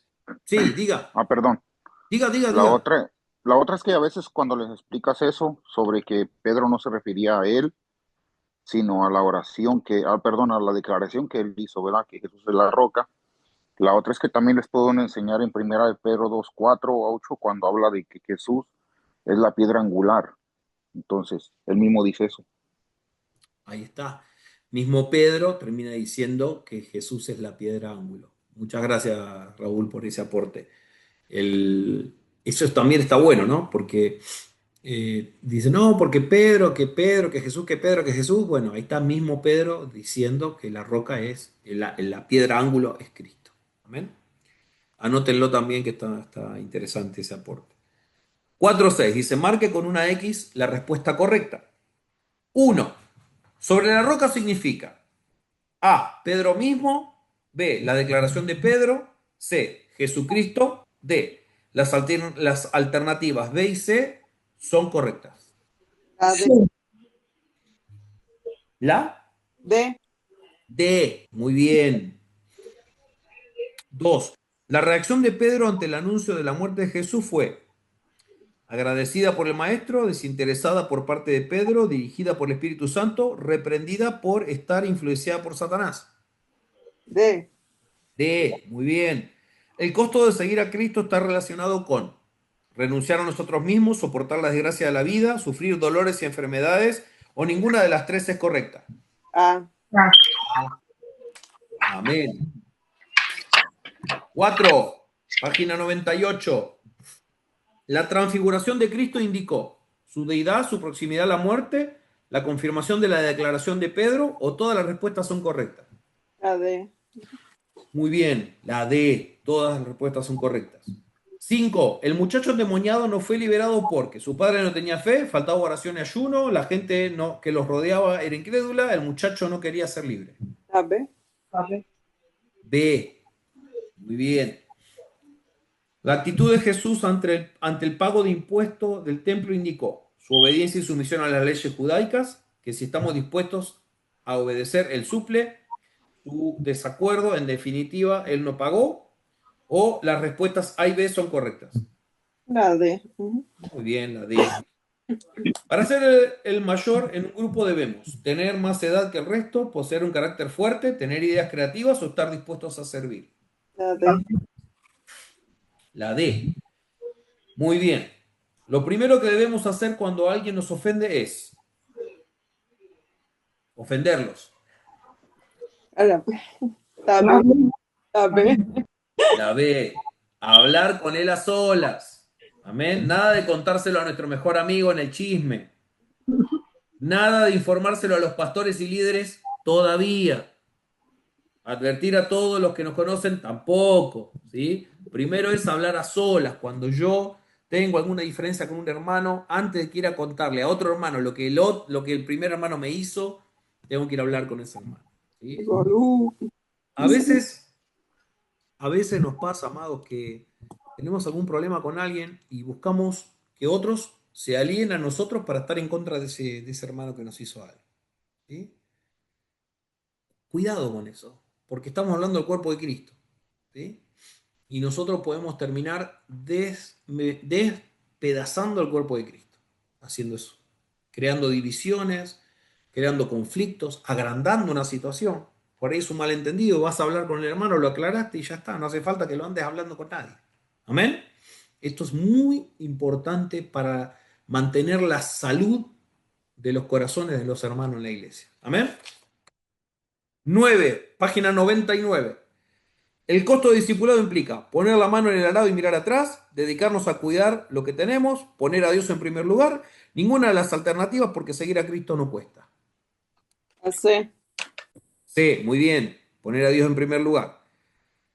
10. Ante la actitud de los samaritanos, Jesús se enojó mucho, el Señor entendió la reacción de los discípulos, Jacobo y Juan fueron motivados a misericordia, Jesús reprendió a los discípulos. La D.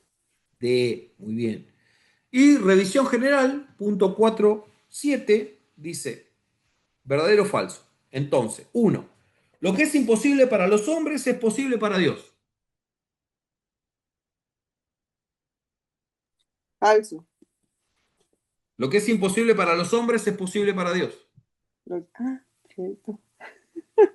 Cierto. Verdadero. Verdadero. Estaba mutada, yo puse verdadero. Cierto, Muy bien. cierto. Podemos vencer las dificultades si nos lo proponemos firmemente. Falso. Falso. Muy bien. La tradición de los ancianos era breve y fácil de cumplir. Falso. Falso. Jesús enseñó que lo que contamina al hombre es interno y no externo. Verdadero. Verdadero. Muy bien. Rápidamente Jesús accedió a liberar a la hija de la mujer sirofenicia. Cierto. Rápidamente. La hija de la mujer, sí. Verdadero. Verdadero. Ujú. No. Rápidamente Jesús aceptó ir a sanar a la mujer, a la hija de la mujer. No. ¿Qué le dijo? ¿Qué frase le dijo? Que no era digno los perros de comer el pan de los hijos. Ujú. Imagínate que te conteste así. Cierto. A veces nosotros creemos que sabemos cómo era Jesús. No, Jesús nunca diría eso, pastor. No sabemos. Jesús dijo cosas muy duras. A mucha gente le dijo cosas muy duras. Tremendo lo que le dice a esta mujer. Pero la respuesta de Jesús no la hizo ponerse a llorar y irse. Al contrario, retrucó, ¿no? Aún los perros comen de la miga que caen de la mesa de los hijos. ¡Wow! Y esto lo conmovió a Jesús. Ahí está. Entonces, la 5 es falso. 6. La fe de la mujer sirofenicia nos enseña a insistir en la oración. Verdadero. Verdadero. 7. Magdala y Dalmanuta eran regiones cercanas. Verdadero. Verdadero. 8. Los fariseos representaban el materialismo. Falso. Falso. Falso. Los fariseos representaban el legalismo, ¿no? Dice, no se requiere preparación para escuchar, para echar fuera demonios. Falso. Falso. Falso. Jesús nos enseñó que debemos perdonar ilimitadamente. Verdaderamente. Verdadero, muy bien. Lección 5. Página 101. Dice, el bosquejo es la misión de los 70 y el amor verdadero. El tema 2, la oración y las denuncias de los fariseos, a los fariseos, perdón. 3, discurso a los discípulos. 4, el arrepentimiento sincero y la sanidad en el sábado. 5, el costo del cristianismo. Los objetivos, sentir un deseo ferviente de llevar el mensaje de Cristo a toda persona, experimentar uno mismo el aval de Dios en el Evangelio en cuanto a señales, tal como en los 70, anhelar tener un corazón compasivo, tal como el buen samaritano, comenzar a practicar el ministerio de la oración y llevar una vida consecuente con el ministerio que tenemos. Arrancamos con la misión de los 70, no se sabe bien quiénes fueron, hay similitudes y diferencias entre la misión que le dio a los 12 y la misión que le da a los 70. Eso después, léanlo, repásenlo bien, porque después va a haber preguntas con respecto a eso. Página 103. La parábola del buen samaritano, que la hemos escuchado muchas veces, ¿sí? Ahora, hay algo que entender acá. Siempre hablamos de que el buen samaritano, la persona que se detuvo a ayudar en la historia que cuenta Jesús, era samaritano. Y siempre se enfatiza en que los judíos tenían un rechazo por los samaritanos, ¿sí? Ya lo vimos recién, eran una mezcla de una tribu de Israel con pueblos paganos, por lo tanto había una rivalidad. Pero ahora, no solamente los judíos rechazaban a los samaritanos también rechazaban a los judíos. Era mutuo el asunto. Por eso es que los insultaron, le dijeron, y que Juan y Jacobo querían tirar que caiga fuego del cielo. Y lo interesante de esta historia, que Jesús les está diciendo a ellos, le está contando esta historia, de que el que se detuvo a ayudar a ese judío era un samaritano. ¿Sí? Y Jesús termina diciendo, ¿quién fue el prójimo del hombre que estaba herido? Y los judíos ni siquiera dijeron el samaritano, dijeron el que usó de misericordia de él. Porque entre dientes así, ni siquiera quisieron decir el samaritano. Pero hay algo más escondido ahí. Jesús le dice, ¿quién fue el prójimo del que está herido? Habla de una persona, que era samaritana, que a pesar de la rivalidad que tenía con los judíos, dejó de lado esa rivalidad porque había una persona herida. Y más allá de ver la nacionalidad, la etnia, la cultura, vio una necesidad en alguien. Y hizo lo que tenía que hacer para ayudarle, sin importar las cuestiones que podían tener entre esas dos naciones, entre esos dos pueblos. Esto es maravilloso, porque cuando yo lo veía, esto me ayudó a ver aún más profundamente esta parábola, la historia del buen samaritano. Porque al final le pregunta, ¿quién es el prójimo? El prójimo tuyo, el prójimo mío, es aquel que deja de lado cualquier rivalidad, cualquier diferencia, para estar ahí en cualquier necesidad que pueda surgirnos. Ese es el prójimo. El prójimo es el que puede dejar de lado las enemistades, que puede dejar de lado si a mí me cae bien o me cae gordo, el que puede dejar de lado las cuestiones humanas, para simplemente ser guiado por la misericordia a ayudar a aquel que está caído. Amén. Excelente. Bien, la visita a la casa de Marta y María y preguntas. Página 104 dice, ¿qué deducimos del hecho de que la Biblia casi no menciona los milagros ocurridos en Corazín y en Betsaida? ¿Qué concluimos de eso?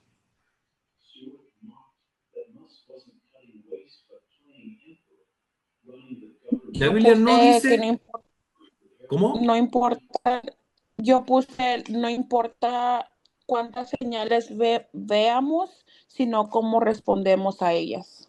Muy bien, buenísimo.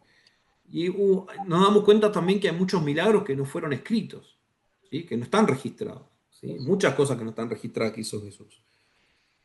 2. ¿En qué debemos gozarnos cuando somos usados por el Señor?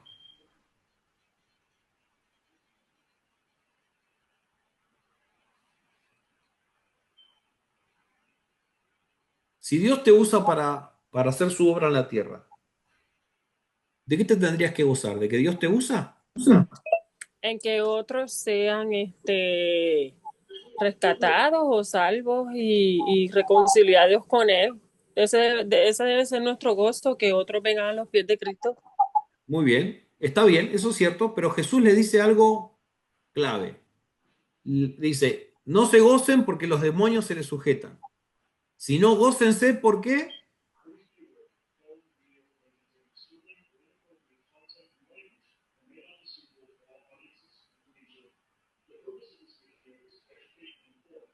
Baldovinos están en mute. Dígalo, Baldovino, dígalo. En que la palabra es revelada. A ver, sigamos participando. Porque los demonios se sujetan en el nombre de Jesús. Dijo, no se gocen porque los demonios se sujetan, sino que sí gócense porque En su salvación. algo por ahí. Sus nombres están escritos En el libro de la vida. En la eternidad. O sea, que seamos sus hijos. Claro, exacto, en que somos parte de su reino, que somos incluidos en el Evangelio, estamos parte de su plan y su propósito. No nos podemos gozar porque Dios nos usó, nos podemos gozar porque somos parte de la naturaleza de Cristo, de que somos parte de su reino. Amén. Aleluya. 3. Dice, antes de leer la parábola del buen samaritano, mediten esto. ¿Soy un buen samaritano para mi prójimo? Relate sus conclusiones. Queda en el plano personal. No vamos a juzgar a nadie. ¿Ok? Pero complétenla, háganlo. Si alguien quiere decir lo que puso, lo puede decir igual. Bueno, dice, página 105, la oración y las denuncias a los fariseos. Esto está sin desperdicio. Si no lo leyeron, la página 105, léanla, porque esta lección no tiene desperdicio, está buenísima. La acusación de blasfemia otra vez, la oración, el hecho de insistir en la oración. Acá viene un argumento más contra el catolicismo. Alguien cuando vio el milagro que hizo Jesús dijo, bienaventurada la mujer que te dé a luz. ¿Sí? Le dijo a Jesús. Y Jesús contesta terriblemente la respuesta que le da Jesús a esta persona que le dijo así. Esto es un fuerte argumento contra la exaltación a María, propuesta por el catolicismo romano, dice acá el autor del libro. Jesús dijo, antes, bienaventurados los que oyen la palabra de Dios y la guardan. Tremendo. El Señor no le otorgó ningún privilegio ni característica especial a su madre terrenal. No la elogió, por el contrario, retó, o sea, regañó a la mujer que alzó así su voz y alabó a todo el que oye y pone en práctica su palabra. Muy bien, dice, acusaciones de los fariseos y escribas. Bueno, acá los acusan porque no se lavaban las manos. Jesús los reprende también. Hace una serie de denuncias con respecto a la hipocresía de los fariseos. En cuanto a los escribas, también la influencia que ellos tienen, que eran legalistas, que eran perniciosos, que pretendían un respeto y una honra que no otorgaban, era algo, lo que ellos hacían era todo fingido. Bueno, todas esas cosas les dice Jesús a este grupo de personas. El versículo 51 habla de un espacio muy grande de tiempo, desde Abel en Génesis 4:8 hasta Zacarías, el hijo de Joiada, en Segunda de Crónicas 24:20 al 21. A este último lo asesinaron por complot en el patio de la casa de Jehová por haber mostrado el pecado tanto al rey Joás como a su pueblo. Se estima que el libro de Crónicas fue el último en escribirse, por lo tanto aquí Jesús avala la inspiración del Antiguo Testamento. Una de las normas de por qué un libro es canónico es porque Jesús lo citó. Un libro es canónico porque Jesús lo citó y cuando Jesús no citaba Uno de los libros es un argumento en contra de esos libros.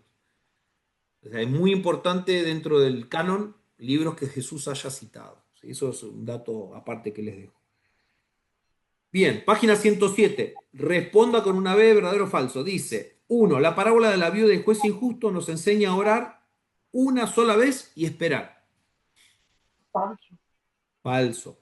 Jesús no otorgó privilegio alguno a su madre terrenal. Verdadero. Verdadero. La parábola de la lámpara del cuerpo se refiere a que somos luz de esta tierra. Falso. Falso. Jesús habló en contra del diezmo en Lucas 10:42. Falso. Falso. Jesús alabó a los escribas por la manera en que aplicaban las escrituras. Falso. Falso.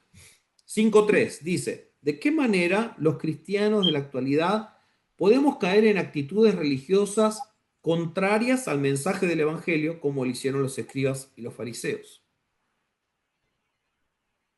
Yo en eso puse, debemos de permanecer en comunión con Dios y recordar que el centro del Evangelio es amor, la gracia y la transformación interior, no una religión de apariencias.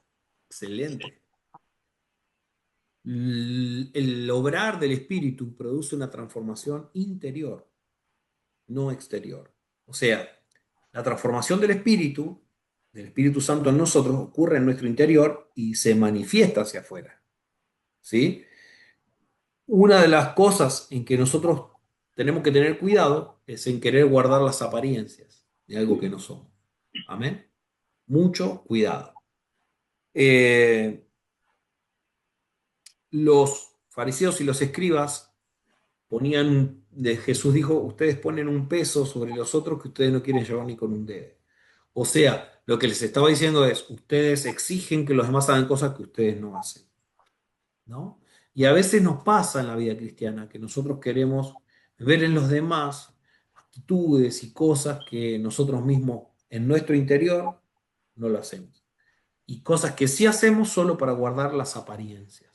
La vida cristiana no es una vida de apariencia. Pastor, Diga. pienso también que a veces en las iglesias nosotros los humanos queremos crear un ambiente de religión y no dejar que el Espíritu Santo se cree él mismo. O sea, que él lo También queremos tener el control nosotros, ¿no? sí. Y dirigir nosotros lo que es en realidad de Dios. Tenemos que aprender a ser guiados por el Espíritu, amados. Dejar que Dios haga lo que Él tiene que hacer y lo que Él quiere hacer. Amén. Muy bien. Seguimos. Página 108. Discursos a los discípulos. Bueno, acá habla acerca de algunas enseñanzas que le dejó a los discípulos.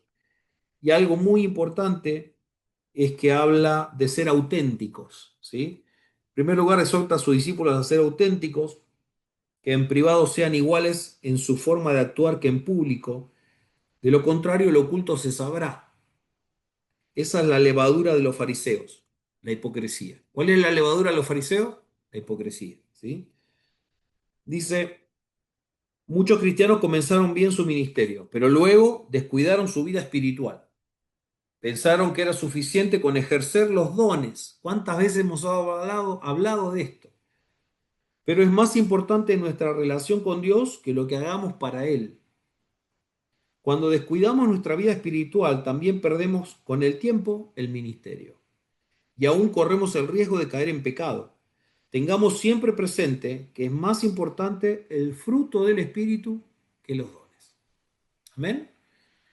Nunca debemos dejarnos impresionar por los dones que vemos en las personas. Los dones no significan espiritualidad. Los dones no significan una vida transformada por el poder del Espíritu Santo. Amén. Por lo tanto, nunca nos dejemos impresionar por los dones. Estoy hablando, por ejemplo, don de profecía, don de ciencia, ¿sí? Dentro de los dones más reconocidos, porque donde va un profeta todo el mundo quiere ir, a que le den palabra, ¿no? Porque cuando somos inmaduros espirituales hacemos esas cosas. Amén. Pero nosotros no tenemos que buscar y dejarnos impresionar por los dones. Nosotros debemos buscar los frutos, ver los frutos. Esa es la evidencia del obrar espiritual en la vida de una persona. Amén. Bien, discurso a uno de la multitud. Un hombre interrumpe y Jesús eh, le habla de que él no está como juez, porque lo que buscaba este hombre es que Jesús hiciera justicia con respecto a una herencia. Segundo discurso a sus discípulos. El nuevo discurso se divide en dos partes. La primera trata sobre poner nuestra confianza en Dios, quien suple todas nuestras necesidades.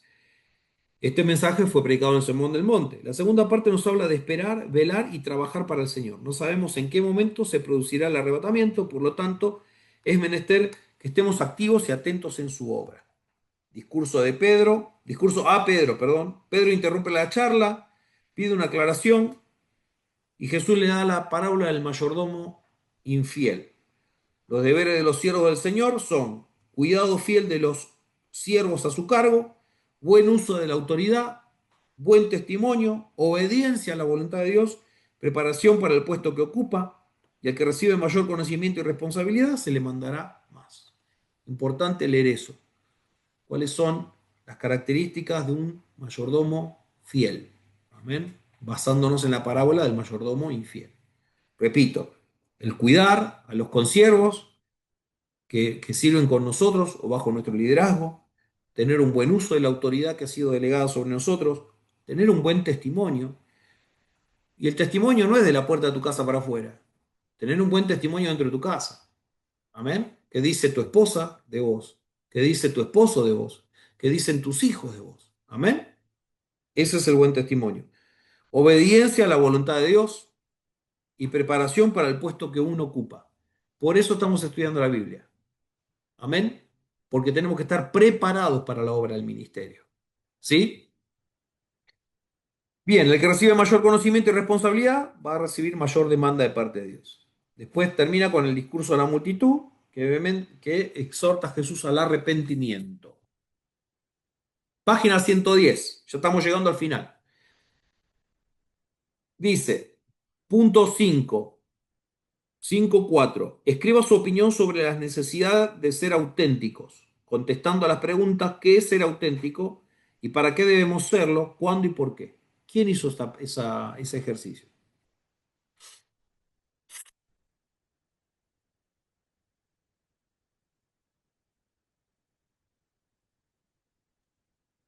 Ser auténtico, deberíamos de serlo porque, como decíamos, si no lo oculto, pronto se va a saber también. Entonces, este, y ser auténtico es ser transparente y no hipócrita, ¿verdad? Y cuando uno es auténtico, pues cae uno en gracia ante los ojos de Dios y después ante los ojos del hombre también. Muy bien, muchas gracias, Raúl. Buenísimo. ¿Alguien más puso algo ahí para agregar a lo que Raúl nos decía? Yo puse lo mismo al principio, ser igual en público que en privado, y luego puse para honrar a Dios, que era para qué debemos serlo, yo lo puse para honrar a Dios. ¿Cuándo? Todo el tiempo. ¿Por qué? Fue lo que no puse. Gracias, Norma, buenísimo. ¿Quién más quiere agregar algo a lo que dijo Raúl, a lo que dijo Norma? Ser auténtico da confianza a los que nos rodean y confían en lo que dices. Muchas gracias. Claro que sí. Ser auténtico es no dar una imagen de algo que no soy, ¿no?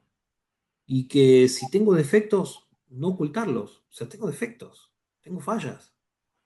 Sí, estoy en Cristo y la vida de Cristo va creciendo en mí y estoy en el proceso de ser absorbido por la vida de Cristo. Pero mientras tanto, sigo como quien dice, cargando con mis fallas, con mis falencias. ¿Por qué digo esto? Porque hay gente que quiere proyectar una imagen de santidad, una imagen de corrección, de perfección. Cuanto más quieras mostrar esa imagen, más falso vas a ser. Amén. Y tarde o temprano se nota. sale a luz lo que está oculto. Ser auténtico es ser uno mismo donde sea que uno esté. Entonces vos tenés gente que durante la semana anda hablando palabrota, insultando a todo el mundo, pero vienen a la iglesia, no dice mala palabra porque están en la iglesia, ¿no? Eso no es ser auténtico, eso es todo lo contrario. A eso se refiere, ¿sí? Muchas gracias a los que aportaron. Dice, dos, ¿qué consejo da Jesús respecto a los bienes materiales?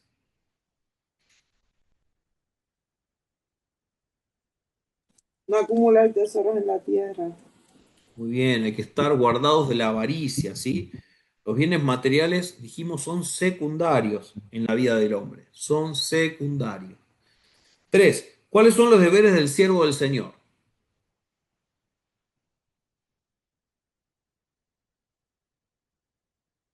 El mayordomo fiel, dijimos recién.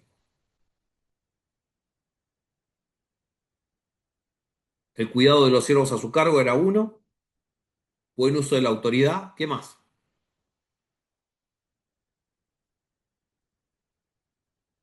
Vamos, vamos, ya vamos terminando, ¿eh? Vamos, ¿eh? Buen testimonio.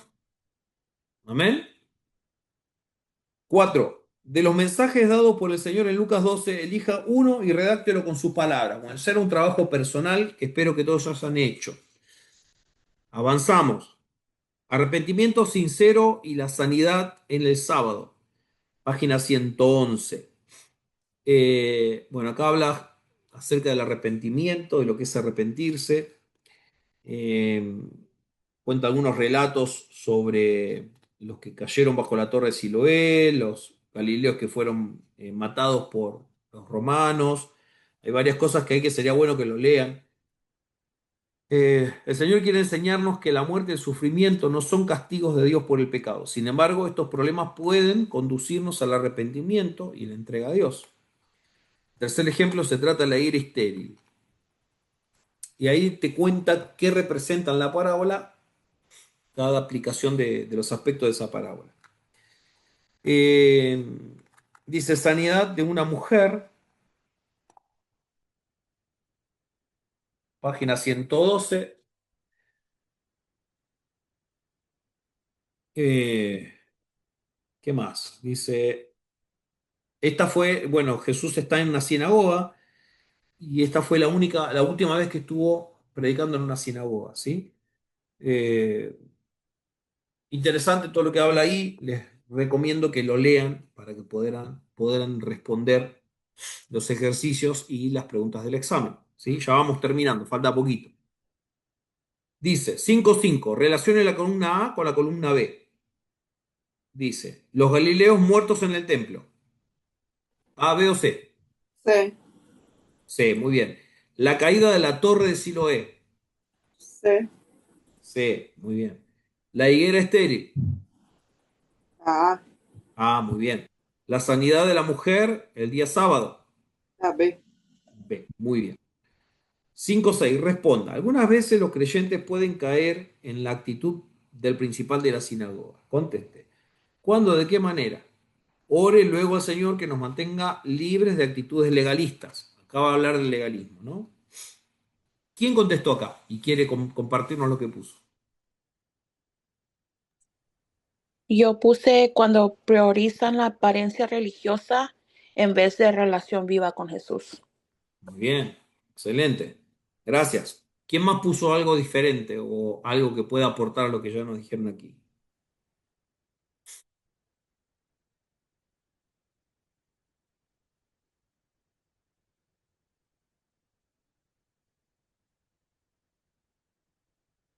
¿Qué más? Cuando una persona es usada por Dios, pero no encaja dentro del molde religioso, cuando no va de acuerdo a las costumbres de la iglesia la costumbre que hemos sabido tener, ¿no? Que, que se sale un poco del concepto que tenemos de un ministro, y entonces ya lo solemos desechar, ¿no? Eso también nos suele ocurrir. Bien, el costo del cristianismo, con esto terminamos, ¿sí? El costo del cristianismo, bueno, habla de Jesús hablando a las multitudes y habla de la puerta angosta, habla del camino angosto y No es a través de las obras, sino por fe, también habla de eso. No somos salvos por ser religiosos, sino por ser seguidores de Cristo, por ser cristianos. Amén. Por lo tanto, todo aquel que no entre por la fe en Cristo será echado al infierno. Bueno, después los dichos de Jesús sobre Jerusalén. Después habla de un discurso y 3 parábolas. La sanidad del hidrópico y las 3 enseñanzas. La parábola de los primeros asientos, de que los fariseos buscaban siempre sentarse en las primeras filas. Jesús dice, busquen las últimas filas. Si alguien los ve a ustedes dignos, los va a hacer sentar en la primera. Y si ustedes buscan la primera y ustedes no corresponden a la primera, los van a mandar a las últimas y serán avergonzados. Eso es lo que habla un poco la parábola de... no es una parábola, es una manera que Jesús ilustra los valores del corazón de aquellos que lo aman, como tienen que ser. 2, parábola de los convidados. La parábola de la gran cena es la 3. Ahí muestra en el libro la aplicación de la parábola. Léanlo porque está buenísimo. Y vamos a las preguntas, ya con esto terminamos el tema 5. Dice la página 116, ¿qué significa la puerta angosta? Camino de la obediencia. No. Muy bien, obediencia, fe activa, ¿sí? No rendirse, no abandonar cuando todo se pone difícil, ¿sí? 2, ¿qué dijo Jesús de Herodes? Usó una palabra fuerte. Zorra, eso dijo. Le dijo que era una zorra, ¿sí? 3, ¿a qué costumbre popular alude Jesús para sanar al hidrópico el día sábado?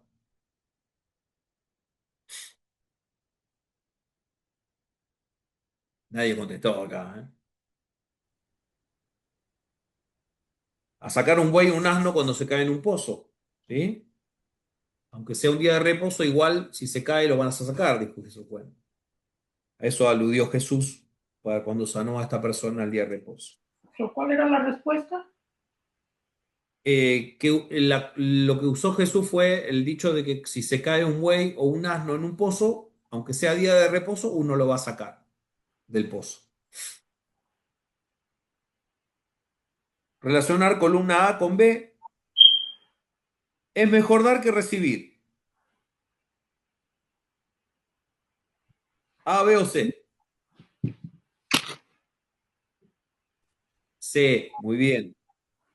2, la necesidad imperiosa de responder al llamado de salvación. A, B o C.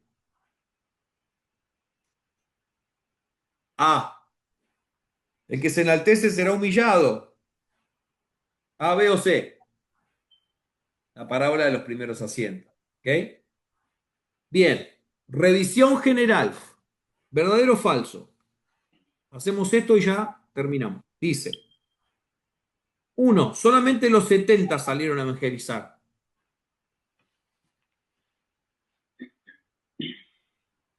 Falso. Falso, porque también salieron los 12. Los ayes son juicios pronunciados por Jesús. Verdadero. El ser prójimo es hacer algo por otros. Verdadero. Verdadero. 4. El hombre fuerte es Jesucristo.